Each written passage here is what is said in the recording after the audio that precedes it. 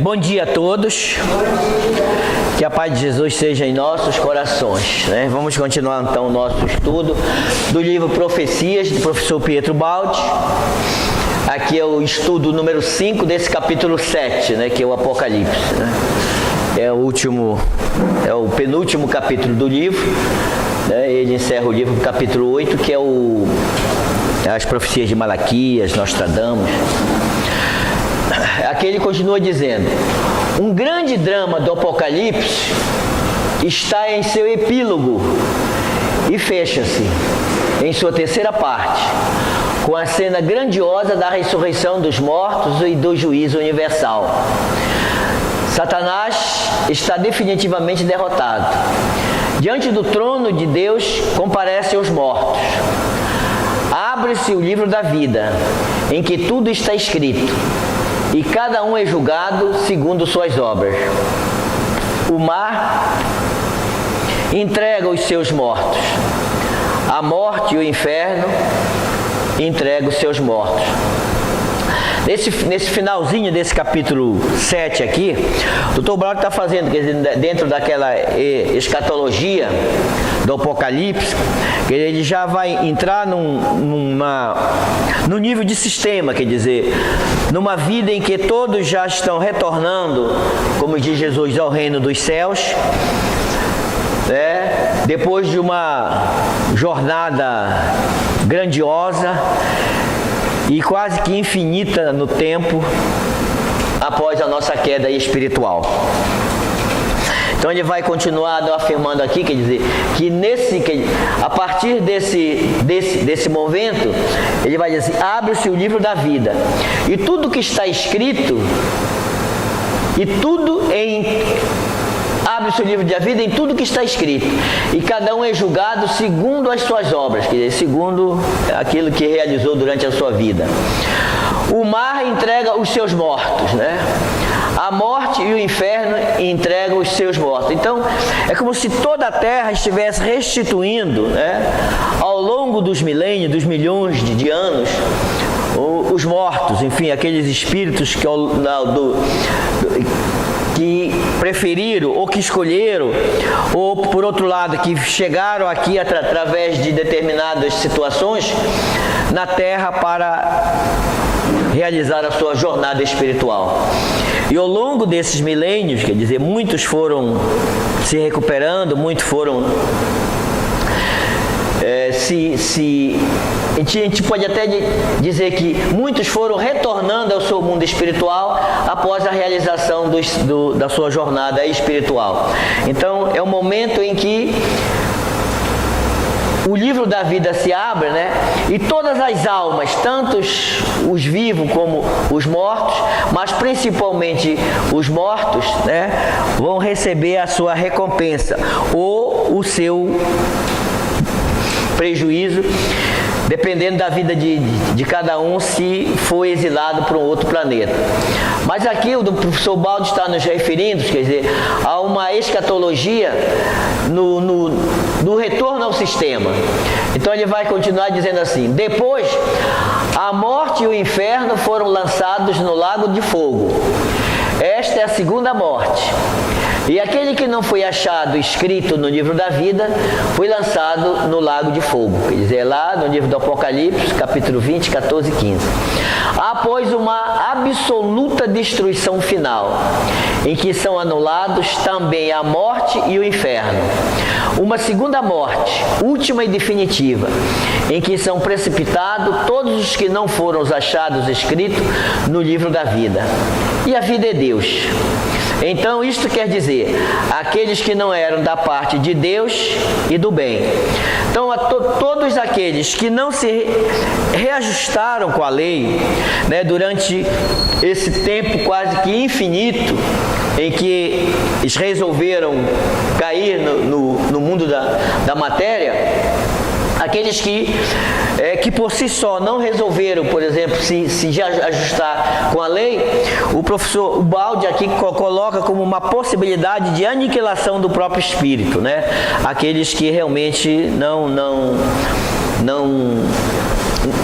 não retornaram ao sistema ou não seguiram a lei de Deus. Então isso que ele vai dizer aqui, olha, há uma absoluta destruição final. Claro que também essa destruição final está associada a todos os nossos males, toda a nossa revolta, quer dizer, toda as matanças que nós realizamos, o mal que nós realizamos. Então nós estamos nesse momento último, quer dizer, reentrando no sistema, ou melhor, né, nos harmonizando com Deus, com a lei. Então, em que são precipitados todos que não foram achados escritos no livro da vida. O livro da vida, quer dizer, é o livro da própria lei de Deus, porque a vida é Deus, né? Então isso quer dizer, aqueles que não eram da parte de Deus e do bem. Então aqueles que não conseguiram se reajustar ao sistema. E ele vai nos continuar dizendo, ficou rebelde agora o meu controle. Então ele vai dizer assim, chegamos ao limite da lei, a hora em que o ciclo involução se fecha com regresso a Deus. Termina a cadeia das reencarnações. Está completa a caminhada da reascensão, concedida por Deus ao ser decaído para redimir-se. Cessa a possibilidade de erro e a necessidade da expiação. Está na lógica do sistema que a experiência não possa ser procrastinada até o infinito. Que o ser não possa ter à sua disposição a misericordiosa elasticidade da lei e a paciência de Deus para sempre. Então, chegamos no limite da lei. E é claro, nesse limite da lei, quer dizer, após toda essa grande batalha e o retorno ao reino dos céus, a gente não só reingressa ao sistema, mas serve também de exemplo para aqueles que permaneceram no sistema perfeitos. Porque quando nós regressamos ao sistema, em toda a revelação do professor Ubaldi, quer dizer, a gente regressa à perfeição. E a gente se comunga de novo daqueles que não caíram, daqueles que não se revoltaram. E tudo volta a ser perfeito nessa criação de Deus. Então, isso que ele está dizendo aqui, olha. Né? A hora em que o ciclo evolução e evolução se fecha com o regresso a Deus, termina a cadeia das reencarnações e está completa a caminhada de reascensão concedida por Deus ao ser decaído para redimir-se. Cessa a possibilidade de erro e a necessidade da expiação. Então é claro, a proporção que nós vamos evoluindo, compreendendo isso, a gente vai compreendendo todos os erros da nossa jornada, tudo que nós cometemos, enfim, a gente vai retornando ao sistema, a gente vai retornando à perfeição. E isso é para nós aqui, em relação à nossa jornada, quer dizer, é um tempo quase que infinito, né? Mas como é um infinito, a gente pode dizer assim, um infinito pequeno dentro do infinito do grande sistema, está todo procrastinado, quer dizer, a gente não tem essa possibilidade de procrastinar sempre, né, esse nosso erro, como diz o professor Ubaldi aqui. Então ele diz, seria um absurdo inadmissível, na ordem que tudo dirige, que se concedesse à liberdade humana, que ela se sobrepusesse à lei e substituísse a ela, ultrapassando os limites das próprias funções, para as quais apenas é admitida a liberdade, e assim subvertesse eternamente aquela ordem. Então seria, quer dizer, um absurdo que a gente continuasse com a nossa própria liberdade. Porque nós, com a nossa liberdade, que é associada, ou melhor, mergulhada na ignorância, a gente só fez esses milênios todos, esses milhões de anos, besteira, né? Só fizemos besteira, desde que nós saímos do sistema. É tipo aquele, quer dizer, Jesus representa muito bem isso na parábola do filho pródigo, quer dizer, é parecido com aquele filho que vivia naquela vida perfeita, naquela vida harmoniosa, perfeita, perfeita de luz na casa do Pai, enfim, naquela família com todo aquele pessoal lá, com todos, né, os seus familiares, que é a criação de Deus, e ele de repente resolver sair daquele, cansei, né, quero sair daqui. Só que, olha, como ele estava num sistema, quer dizer, isso é a lei de Deus, quando a gente vai estudar esse sistema escatológico mais profundo, ou uma teologia mais profunda, quer dizer, você está numa perfeição, numa eternidade, numa luz divina, onde tudo está no seio de Deus.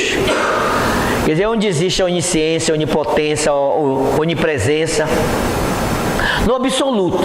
E se passa pela sua cabeça, quer dizer, se passa pela sua consciência sair desse sistema, é claro que se você está num sistema perfeito, para você sair só tem um caminho, a imperfeição. Se você está no infinito, só tem um caminho, o finito. Se você está numa luz infinita, só tem outro caminho, uma escuridão infinita. Então, quer dizer, tudo que você vive nesse sistema perfeito, se você sair dele, você vai emborcar tudo, quer dizer, você vai para o oposto daquilo. E foi o que nós fizemos na nossa queda espiritual, no afastamento de Deus, quer dizer, criando o nosso próprio universo físico, a nossa própria morada e a nossa batalha espiritual nessas muitas moradas na casa do Pai, nos planetas, nas galáxias, enfim, nos sistemas solares. E comparado com o nosso aqui, a nossa terrinha pequenina, que é um grão de areia no universo da criação.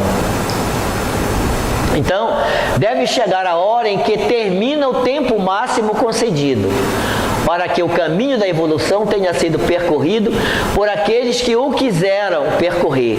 O tempo em que todos os auxílios foram dados, todas as possibilidades esgotadas. A hora em que se fazem as somas e ficam de fora aquele que, mesmo tendo ou podido, quer dizer, absolutamente não quiseram redimir-se. Nos evangelhos, Jesus nos diz que ele ficará conosco, quer dizer, ele estará conosco sempre até o fim dos tempos. Então, o que é que significa o fim dos tempos? Quer dizer, o fim dessa nossa evolução. Porque evolução, esse deslocamento, significa tempo e espaço. Então, quando nós regressarmos ao absoluto, quer dizer, quando nós tivermos transcendido o tempo, quando o tempo para nós tivermos acabado, quer dizer, quando nós regressarmos ao sistema, na eternidade, o tempo não tem mais razão de ser, quer dizer, Jesus estará conosco no próprio sistema. Enquanto isso, ele mesmo vai nos dizer que ele está sempre conosco até o final dos tempos. Então, em função disso, professor, o Baldi está nos dizendo aqui, quer dizer, que deve chegar a hora em que termina esse tempo máximo concedido, para que o caminho da evolução tenha sido percorrido por aqueles que quiseram percorrer. É claro que quando toda essa criação, quer dizer, todos os seres criados com uma essência divina estiverem voltados aos sistemas, quer dizer, esse nosso universo físico não terá mais razão de ser. E a própria ciência, né, através das observações, já sabe que há uma espécie de uma destruição, quer dizer, a proporção que os universos vão evoluindo, eles vão se implodindo, se autodestruindo, né? E é uma forma de a gente regressar à perfeição. Então, tudo está terminado, pois o processo evolutivo atingiu a sua conclusão. Detém-se então o tornar-se fenomênico, isto é, cada fenômeno não se prende mais ao seguinte, mas alcança finalmente sua última e definitiva fase, reabsorvendo-se na estase, porque se esgotou o processo de tornar-se, e na cadeia causa, efeito causa, não há mais anéis. Então, para o transformismo no tempo, termina toda a possibilidade de recuperação e a escola se fecha. Para nós, no nosso relativo, quer dizer, seria um tempo quase que ainda numa infinidade, porque em toda a revelação do professor Ubaldi, ele vai dizer que nós estamos no meio do caminho da evolução. No livro Queda e Salvação, inclusive aquele gráfico lá, na medida em que a gente vai caindo, subindo, caindo e subindo, quer dizer, ele fala que nós estamos mais ou menos no meio do caminho. Olha, se até agora, quer dizer, a nossa Terra tem cerca de 4,5 bilhões de anos, e pela medição científica da nossa ciência, quer dizer, a nossa galáxia tem quase que 14 bilhões de anos, 13,8 bilhões de anos. Esse tempo, se nós estamos no meio do caminho, então a gente tem ainda alguns 6 e poucos bilhões de anos pela frente para retornar ao sistema, se nós estamos no meio do caminho, para você ver o tempo que a gente vai ter pela frente para nos regressarmos ao sistema. Mas como nós somos imortais, quer dizer, esse tempo para a gente praticamente é inexistente. Como a gente não morre, a gente apenas vai mudando de frequência e mudando de roupa ao longo da nossa jornada espiritual, até nos retornarmos ao sistema, em que ele vai dizer o seguinte: então, para o transformismo no tempo, termina a possibilidade de recuperação, quer dizer, não existe mais recuperação para a gente, que agora de vez em quando a gente está fazendo uma recuperação, a gente vem, reencarna, não dá certo, tal, volta, encarna de novo, faz recuperação, quer dizer, igual a escola da vida, quer dizer, se a gente está numa mesma série, a gente teve a possibilidade de fazer uma recuperação para passar numa série seguinte. E é para isso, às vezes, que serve a nossa aposentadoria, quer dizer, mesmo aquela pessoa que durante toda a sua vida não tinha tempo para frequentar uma religião, para trabalhar a sua evolução, porque tinha que cuidar da família, dos filhos e tal, quando ele se aposenta, o tempo é para isso, para ele cuidar da sua evolução espiritual. Quer dizer, observe que pela lei divina, sempre há uma possibilidade para você cuidar da sua vida. Quer dizer, e é exatamente quando a pessoa se aposenta, associada à sua grande experiência, que ele vai começar a pensar no retorno para a vida espiritual. Porque se todos nós chegamos aqui num corpinho pequenino, crescemos, e vindo desse mundo espiritual, é claro que nós vamos voltar para lá, porque a morte é fatal para a gente aqui nesse nosso mundo, a morte física, para vestir uma outra roupa, numa outra frequência, Mas a gente tem sempre a possibilidade de recuperação nessa escola da vida. Mas depois que nós retornarmos ao sistema, ao reino dos céus, essa escola se fecha e praticamente ela é aniquilada. Já então, por não terem mais sentido nem objetivo, acabam a morte, a dor, os estados de castigo, o inferno. O ciclo da descida e da reascensão está todo percorrido. Quem quis redimir-se alcançou sua salvação, e mesmo tendo errado, aprendeu a grande lição do bem e do mal. Porque na nossa rebeldia, foi isso que nós fizemos, quer dizer, quando nós nos rebelamos com a nossa queda espiritual, nós desenvolvemos em nós a possibilidade que estava em potência na criação. Porque na nossa criação, quer dizer, os 3 atributos da nossa criação, o sistema é um sistema, o egocentrismo, quer dizer, o primeiro é a liberdade, o egocentrismo e o amor. Ou a gente poderia dizer, o primeiro é o amor, porque Deus nos criou por amor, e nos deu toda a liberdade, inclusive a liberdade de nos revoltarmos contra o próprio Deus.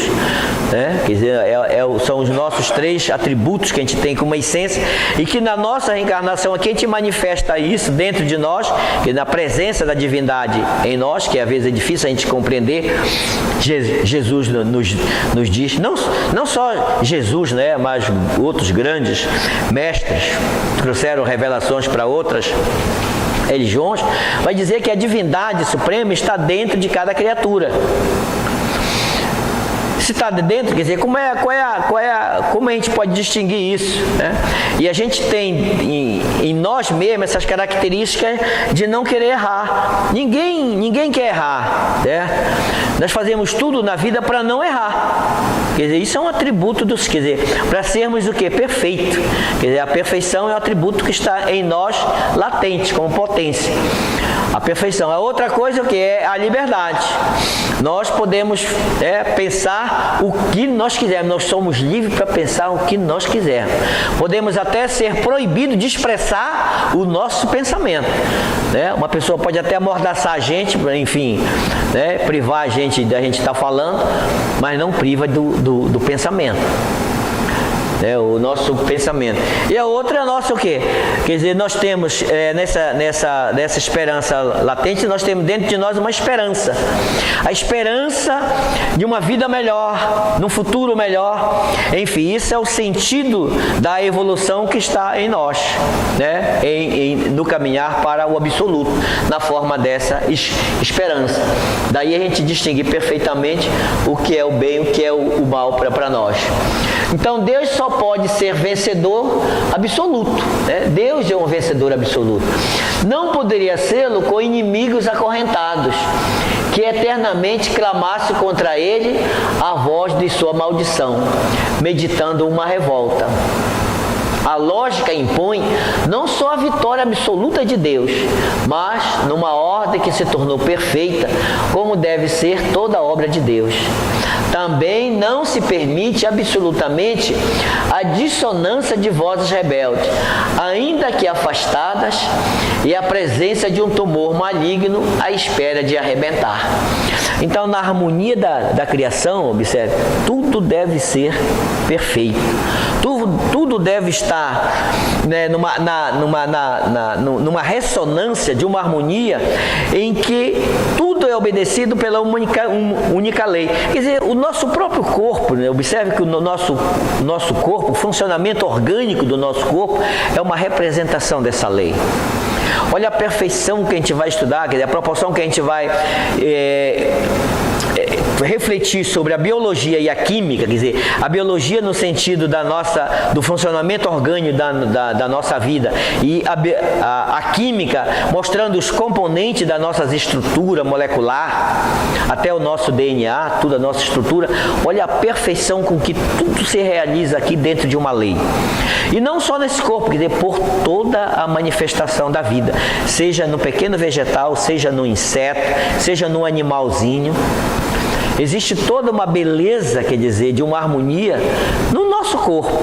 E se o nosso corpo, quer dizer, nessa harmonia perfeita, é uma coisa que se degrada, que apodrece, que é devolvido à terra, imagine na nossa essência espiritual divina, como é grande essa perfeição, né? Se o nosso corpo, que é apenas a gente pode dizer assim, uma etapa da nossa manifestação da nossa vida, imagine na essência divina de Deus. Então isso que ele vai dizer, a lógica impõe não só a vitória absoluta de Deus, mas numa ordem que se tornou perfeita, como deve ser toda a obra de Deus, observe. E o nosso corpo, observe, o nosso corpo, exatamente por ser uma obra, né, dirigida pela lei de Deus, é perfeito. É nós, com as nossas ações, enfim, com todo o nosso tipo de imperfeição que realizamos na nossa vida, que muitas vezes tornamos esse corpo numa manifestação espiritual imperfeita. Imperfeita no sentido dele vir com alguma deformação física, com alguma doença, quer dizer, é em função da nossa rebeldia.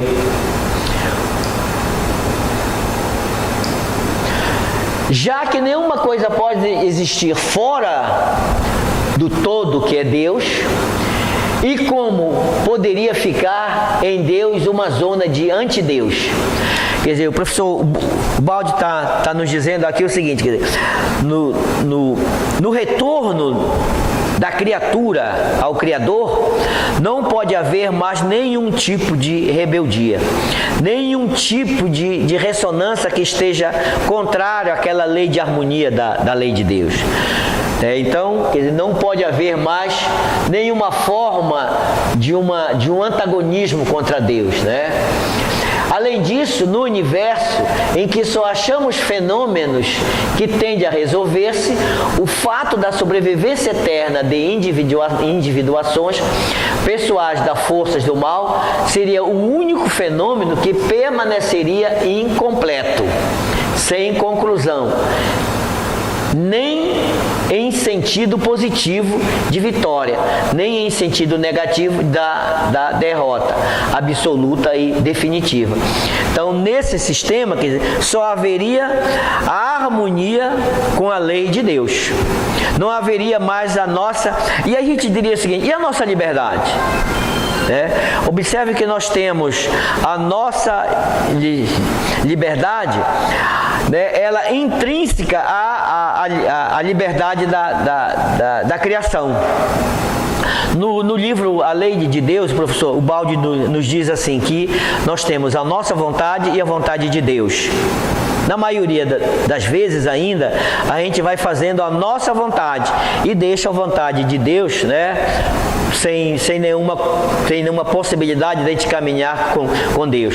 Então, toda vez que a gente vai caminhando com a nossa própria vontade, pela nossa ignorância, a gente vai fazendo coisas que é contra a vontade da lei de Deus. Quando nós começamos a meditar sobre isso, compreendendo que existe leis, como diz o professor Ubaldi lá na lei de Deus, e nos harmonizamos com a lei de Deus, a nossa vontade vai se alinhando à vontade de Deus. E aí a gente vai o quê? Escolhendo livremente a vontade de Deus. De tal maneira que quando a gente reingressa ao sistema, quer dizer, a nossa liberdade é a liberdade da própria divindade. Nós continuamos livres como essência divina, como criatura. Mas é uma liberdade que não tem mais possibilidade de escolha, porque ao longo da nossa jornada espiritual nós já fizemos a nossa escolha, que é o quê? Retornar à lei de Deus. Então a gente se harmoniza com essa própria lei. E quando a gente está harmonizando, quer dizer, se você se harmoniza com essa lei e ela é única, nós estamos unificados, como nos diz o próprio Cristo. Quer dizer, eu e o Pai somos um. Quer dizer, ele unifica com o Pai. Então é isso que o professor Baldo está dizendo o seguinte, que ele está dizendo aqui, cadê? O fato da sobrevivência eterna de individuações pessoais das forças do mal seria o único fenômeno que permaneceria incompleto, sem conclusão, nem em sentido positivo, nem em vitória, nem em sentido negativo da derrota absoluta definitiva. Quer dizer, se você tivesse uma outra possibilidade de uma outra liberdade de escolha.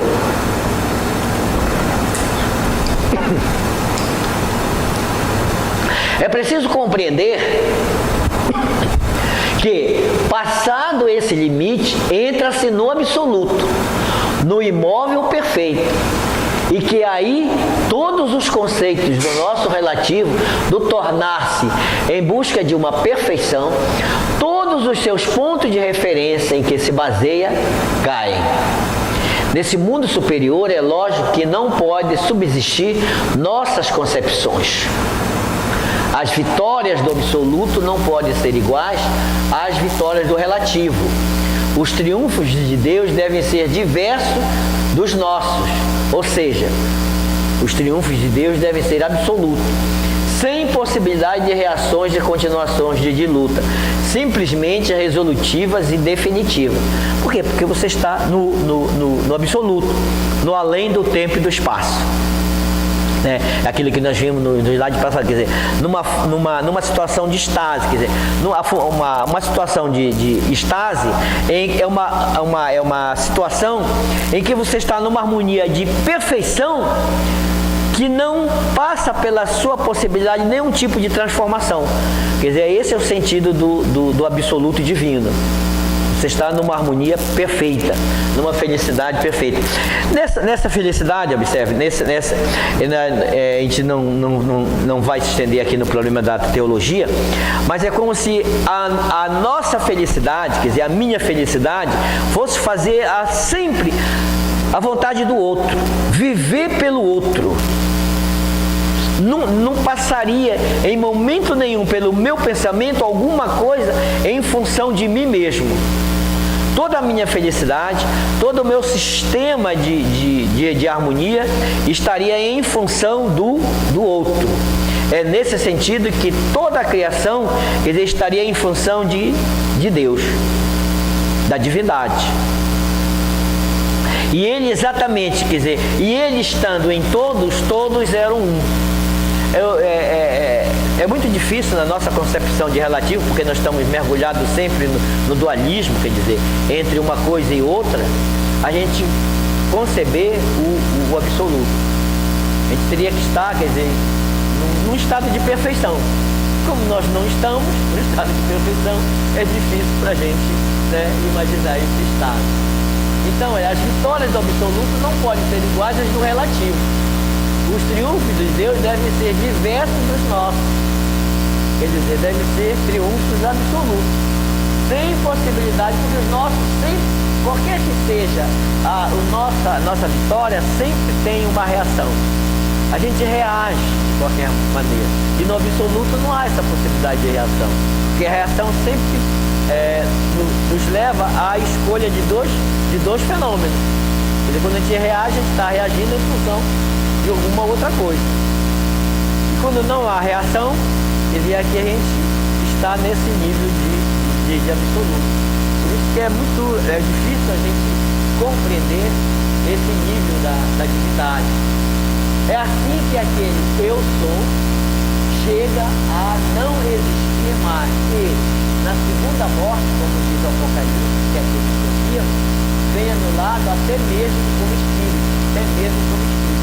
Não há solução mais lógica do que essa, porque racionalmente segundo os princípios do sistema, solução cabal e definitiva, porque resolve tudo para sempre. Mas a porque os negadores de Deus e a vida são negados por Deus na morte. Nessa reintegração, é como observa que no nosso mundo, o nosso mundo material, ele é tão de se lamentar, de chorar, porque em todos os entes há dor, todos os entes há rebeldia. Aí se você olhar, entrar numa grande floresta, mar, ou mesmo na sua casa observar, determinadas plantas sofrem bactérias. E às vezes aqueles parasitas vão envolver aquele vegetal e até uma coisa. Então,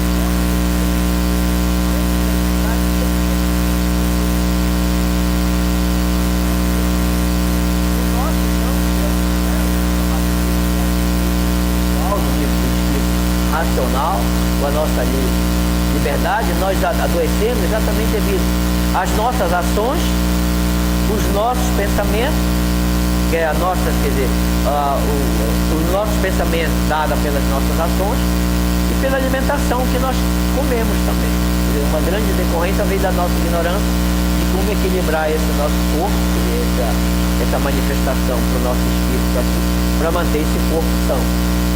Também vem da decorrência da nossa própria ignorância. Então, nesse sistema que o professor Baldo está nos dizendo aqui, é difícil a gente contemplar esse sistema, porque ele, por exemplo, na revelação dele, quando ele se projeta, ele contempla a criação, contempla a fonte.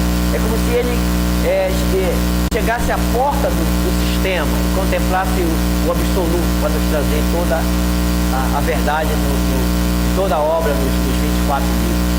Para nós aqui que vamos muito, né, na sombra, né, do Evangelho e na sombra da revelação dele, o que a gente pode é só começar a procurar intuir e nos purificarmos mentalmente para começar a compreender esse sistema, porque ainda estamos muito longe. Não há solução mais grave e resolutiva, no entanto, piedosa, porque é a única que pode ser compatível com a bondade de um Deus que não quer inutilmente ser cruel ou vingar, e cujo escopo foi a felicidade do ser e cujo princípio fundamental no criar foi o amor. O principal elo, vamos supor, da criação de Deus foi um elo de amor. Deus nos criou por amor. E um Deus, quer dizer, um Deus que nos acompanha de acordo com o nosso nível de evolução. Aquilo que nós já falamos muitas e muitas vezes aqui. Para aquele povo primitivo lá atrás, em que cultuavam vários deuses, no paganismo, a gente tinha Deus para tudo, desde tudo aquilo que a gente não tinha uma explicação, alguma coisa racional, ou alguma coisa que nós temêssemos, a gente tinha Deus. A gente tinha Deus para a chuva, Deus para o trovão, Deus da tempestade, Deus para todos os fenômenos que a gente não tinha uma explicação. Então é a época dos mitos, né, dos muitos deuses. Depois veio a época, quer dizer, de um Deus, né, determinado povo, que é o judaísmo, quer dizer, de um Deus único, um Deus único. Mas mesmo aquele Deus único era um Deus que estava no nível daqueles seres humanos ali, primitivos, rebeldes e cruéis. Então era um Deus vingativo, era um Deus dos exércitos, né? Um Deus que ele incentivava a guerra, o sangue, quer dizer, a gente pode dizer que era um Deus que proporcionava uma energia toda de violência e de sangue, em que o amor, quer dizer, amarás o Senhor teu Deus, quer dizer, era uma promessa nos 10 mandamentos para amar Deus no futuro, quer dizer, por enquanto não era para amar a Deus ainda. E é só depois, quer dizer, com a revelação do Cristo, num outro nível de vibração, de evolução, é que Jesus nos traz a mensagem de um Deus que é Pai. De um Deus que já ama. Não é mais um Deus vingativo, cruel, Senhor dos exércitos.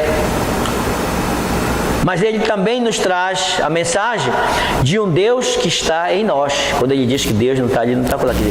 Um Deus que somos nós, que está em nós, que caminha conosco. É um Deus imanente. E quando nós estivermos no nível de compreender esse Deus, a gente vai ver que já é um Deus que não tem nenhuma afinidade com aquele Deus de Moisés e nem com aquele Deus que é Pai. Mas um Deus que está em nós e que, em essência, né, nos criou por amor. Foi a primeira, né, a manifestação por amor. Depois do amor a gente tem o quê? A liberdade. Deus nos criou livre. Tão livre que que nós nos rebelamos contra o próprio Criador. E o que a gente faz? Normalmente nós fazemos isso num filho rebelde, aquele filho que vai embora de casa, né, se rebela, enfim. Basta que você não esteja contente com um determinado sistema, você se rebela e vai embora. E a gente tem, né, no meio da nossa sociedade, né, exemplos, né, muitos exemplos. Tem uns que são criadores, por exemplo, no meio político. Então tem determinado político que cria um outro político, depois ele se rebela contra o criador dele e fica contra. Enfim, quer dizer, todos são os tipos de rebeldia na nossa infinidade de forma de manifestar a nossa desarmonia nesse mundo aqui.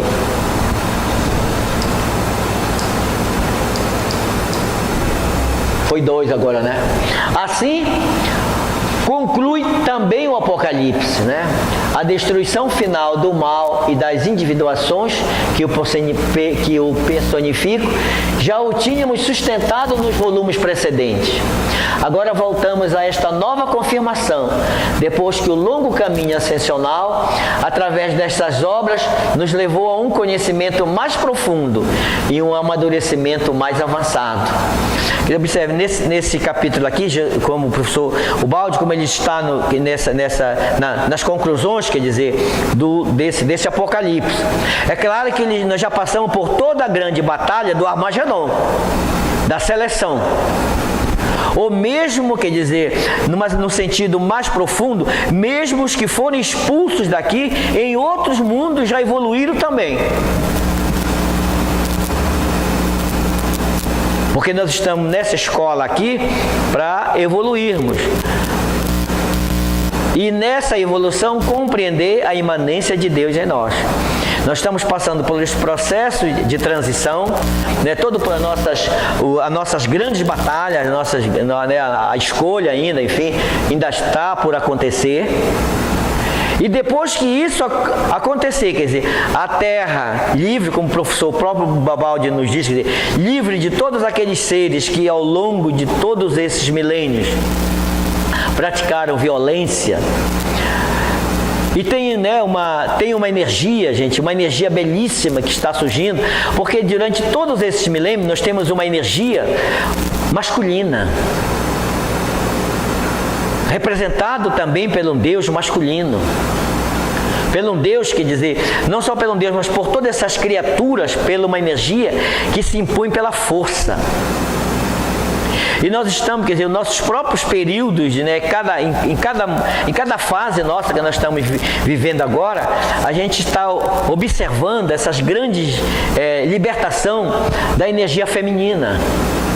Ultimamente, quer dizer, os grandes astros de Hollywood, os políticos agora, na Europa, né, em toda a Europa, a quantidade enorme dos políticos que estão assumindo, né, e assumindo porque também a energia feminina está atuando ativamente, acusando aqueles que a transgrediram, que as abusaram, pelo assédio. Então, a gente está observando que no mundo tudo, né, não se comporta mais o abuso, esses tipos de abuso. Então, é uma energia feminina que está cada vez mais se sobressaindo. E não é uma energia que vem pela força. Ela vem exatamente se manifestando pela uma justiça mais elevada, né, pela manutenção de uma liberdade que não deve ser abusada. E a gente, é claro que no Oriente, essa energia feminina ainda está muito aprisionada, está presa, quer dizer, muitas estão ainda até usando burca, e são propriedades ainda dos seus maridos, que é utilizado pela força. Mas a proporção que nós formos evoluindo, essas energias todas vão ser liberadas. Por enquanto, a gente tem uma energia envolvendo a Terra muito masculina. Né? Foi vendido agora ultimamente o quadro do Leonardo da Vinci, aquela pintura, né, do Cristo, que foi né, de Jesus, e que alcançou os maiores valores absurdos. E quando você olha aquela expressão, você não sabe se é uma pintura que representa um ser masculino ou feminino, como também a Mona Lisa. Quer dizer, o próprio pintor, né, envolvido por uma vibração mais elevada ou pelo ser mais elevado, quando representa uma determinada entidade, quer dizer, já está naquela entidade a sua forma, que não é aquela forma de separação entre uma energia masculina e uma energia feminina, mas é uma energia fundida entre, né, um ser só, um Deus só. Então, a proporção que a gente vai compreendendo isso, também nós vamos nos fundindo numa energia muito mais elevada de unificação, num sistema mais avançado. O tempo das lutas deve ser terminado sem a possibilidade de volta. Sem as cinzas do incêndio destruidor do mal, devem permanecer para recordar esse triste passado, porque até esse mínimo resquício inquinaria e tornaria imperfeita a perfeição do absoluto, ao qual tudo, no fim, regressa. Sobreviverão só os puros, que assim permaneceram, e os decaídos que se purificaram, já agora todos em igual estado de pureza. Né?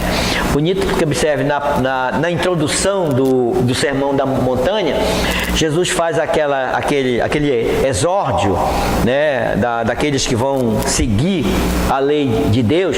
Ele começa assim: bem-aventurados os pobres de espírito, porque deles é o reino dos céus. Ele começa, vai, até que ele chega aqui e diz: bem-aventurados os puros de coração, porque verão a Deus. Os outros todos, que é todas as outras bem-aventuranças, porque a bem-aventurança, quando a gente vai estudar, ela faz uma espécie de uma parábola, né? Ela volta e depois a última coisa também é amar a Deus, quer dizer, os humildes, os injustiçados, porque eles vão, né, são os pobres de espírito. Mas quando, quer dizer, os puros de coração, são aqueles que se reentregam ao sistema, voltam para o reino dos céus. E é isso que a gente está vendo aqui, olha. Então, ao qual tudo no fim regressa. Sobreviverão os puros, olha, que assim permaneceram, e os decaídos que se purificaram. Já agora todos igual em estado de pureza, porque no estado do reino do céu, ou do sistema, como nos diz o professor Ubaldi, quer dizer, é um estado de pureza absoluta. E claro que para a gente regressar nesse nível e voltar, nós já temos que nos ter passado por todo esse sistema de pureza. E a nossa luta é exatamente a proporção que nós vamos cada vez mais evoluindo, compreendendo a lei de Deus e nos alinhando com esse sistema, nós vamos purificando também a nossa própria alimentação. O nosso linguajar, nossas palavras, o nosso pensamento, vão tudo se purificando, vão se tornando mais elevados. E é uma preparação, quer dizer, para a gente estar não só retornando, mas fazendo o nosso reingresso ao sistema. Com isto, o Apocalipse dá uma nova confirmação das teorias do volume Deus e Universo, quer dizer, do livro Deus e Universo. Eu esqueci de destacar aqui.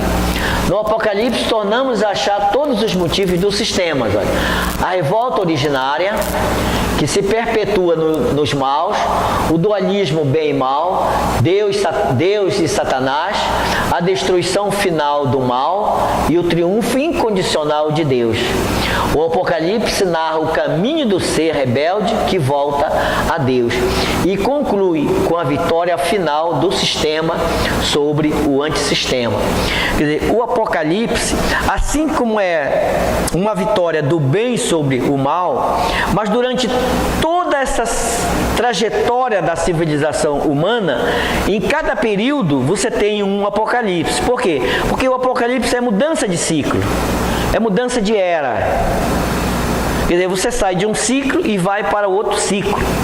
É como se, observe, é como se, um exemplo bem vulgar aqui, é como aquela pessoa, por exemplo, que desenganado pelas diversas situações se drogou, entrou no mundo das drogas e ficou ali jogado naquela sarjeta, né, sem noção de que pertence a uma sociedade humana. E de repente, quer dizer, e às vezes a pessoa, quando está mergulhado naquele vício, ele por si só é muito difícil ele retornar ao caminho da racionalidade. Ele precisa de uma mão amiga. Ele precisa de alguém para ir lá e despertar ele daquele estado de consciência. Quer dizer, ele precisa do amor de alguém, que é o amor de Deus na forma daquele ser, ajudando aquele ser decaído ali, para ele despertar. E quando ele desperta, passa por todo um processo de cura, de purificação. Esse processo todo dele, quer dizer, no nível daquela individualidade, é um apocalipse. Naquela vida, é um apocalipse. Quer dizer, ele mudou de um ciclo, mudou de uma rotina de vida para uma outra. Isso no nível da individualidade. Porque nós estudamos ao longo desse capítulo 7 aqui, desses 5 de estudo que nós estamos fazendo, que o professor Ubaldi está estudando, ele pega o Apocalipse para estudar o quê?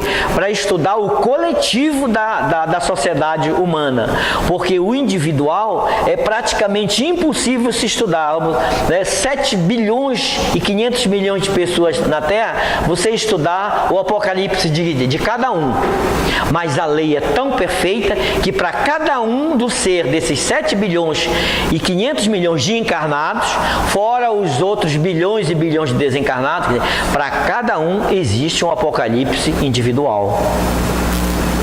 O detalhamento da lei de cada um, que é a minha própria trajetória de vida, é o meu acástico, que está todo escrito né, de acordo com aquilo que eu fiz durante a minha trajetória de vida. E se nós, quer dizer, e dentro dessa possibilidade, quer dizer, do apocalipse de cada um, a lei funciona individualmente para cada um. Mas é claro que para a gente examinar a nossa civilização, a gente examina do ponto de vista coletivo. E é isso que a ciência faz. Logo no início desse capítulo, o professor Bubaldi nos diz o seguinte, que, quer dizer, não se poderia...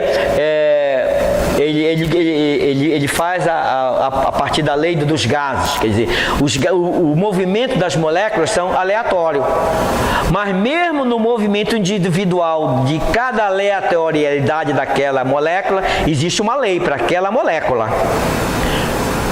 Mas bilhões e bilhões de moléculas de um gás, é impossível você estudar uma molécula individualmente. O que você faz? Estuda o coletivo. É por isso que a ciência, estudando o coletivo das moléculas, elaborou o quê? As leis dos gases. E com isso, todo o estudo da termodinâmica. Que a ciência estudou o coletivo. Também no Apocalipse das Civilizações se estuda o quê? O Apocalipse estuda o coletivo do comportamento humano. É nesse sentido que as profecias se realizam ao longo das civilizações. Se o Apocalipse pode parecer para os maus um livro de terror, porque de condenação inexorável é ele, no entanto, um livro de justiça para todos.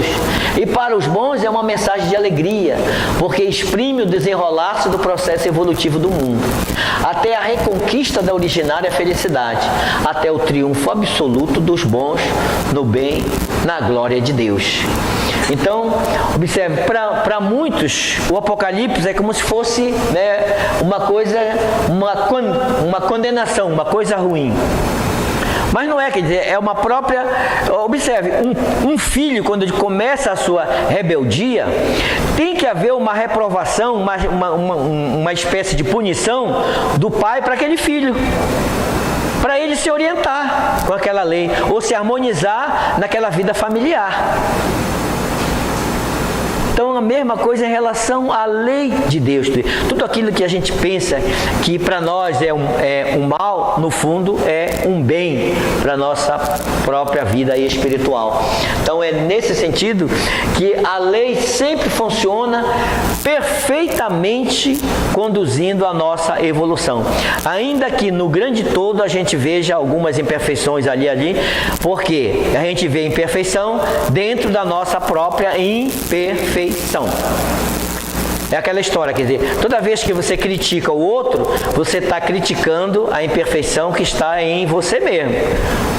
Porque quando você vê o defeito no outro lá, você não é o outro, você não vive a vida do outro, você não tem a experiência do outro, você não tem os sentimentos que o outro tem. Então, tudo que você está observando no outro é que está dentro de você mesmo. Então, quando você está julgando o outro, está julgando a si mesmo. O outro é apenas um espelho para você ver o seu próprio defeito. Então, na nossa imperfeição, a gente não vê a perfeição da lei de Deus funcionando em todo tempo e lugar, né? Então, aqui nós voltamos, né? Esse é o nosso último capítulo, e a gente encerra aqui esse capítulo 7, né? No próximo estudo, será o último estudo, que aí o professor Baldi vai pegar todas as profecias das pirâmides, de Malaquias, né? Nostradamus, e vai fazer uma concordância com essas profecias dele aqui, né? Então, muita paz nos nossos corações.